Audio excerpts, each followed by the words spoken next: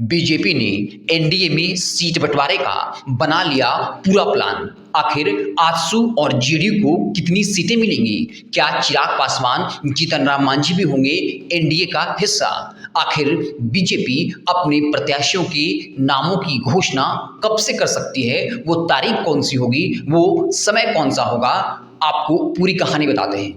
कहा जा रहा है कि झारखंड में विधानसभा चुनाव की तारीखों का ऐलान कभी भी हो सकता है, लेकिन इसी बीच एनडीए के अंदर खटपट की खबरें आती रही।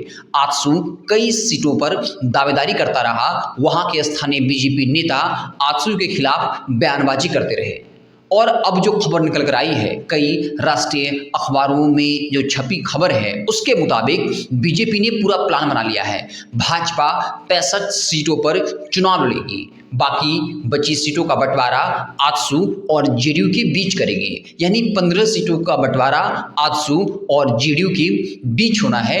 आपको बता दें कि आजसू को 9 से 10 सीटें दी जा सकती हैं। आजसू ने 12 सीटों पर दावेदारी की है, लेकिन बीजेपी 9 से 10 सीट देने को तैयार हो सकती है। यानी सीटों की संख्या को लेकर आजसू मान जाएगी। 12 सीटों पर दावेदारी की, 1 या 2 सीटें जो है 9 या 10 सीटें दी जाएंगी और जेडीयू को जो है वो 5 या 6 सीट देने के लिए बीजेपी कहीं ना कहीं मन बना चुकी है। लेकिन सबसे बड़ा सवाल यही है, क्या सिर्फ सीटों की संख्या को लेकर आजसू और जेडीयू जो है वो मान जाएगी?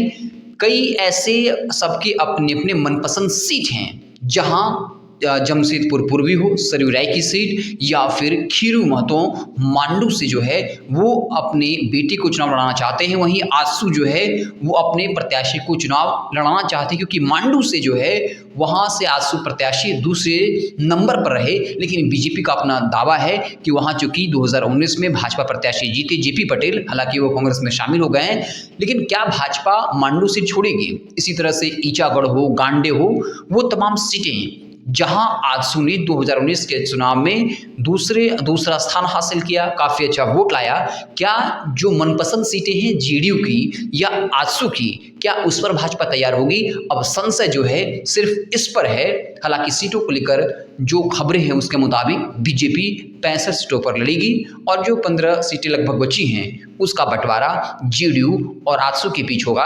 और चिराग पासवान या जीतन राम मांझी की पार्टी को एनडीए का हिस्सा नहीं बनाया जाएगा, क्योंकि बीजेपी के लिए जेडीयू, जिसकी मदद से केंद्र में सरकार टिकी है, उसे मोदी सरकार नाराज नहीं करना चाहेगी।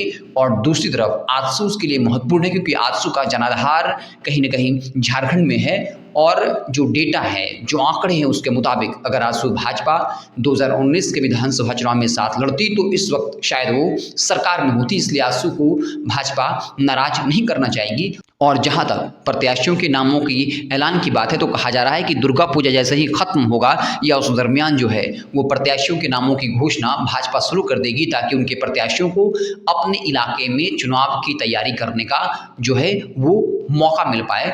और चिराग पासवान, मांझी इस गठबंधन का हिस्सा नहीं होंगे इन खबरों के मुताबिक। आपको क्या कुछ लगता है? कमेंट बॉक्स में ज़रूर बताइएगा। बहुत बहुत धन्यवाद।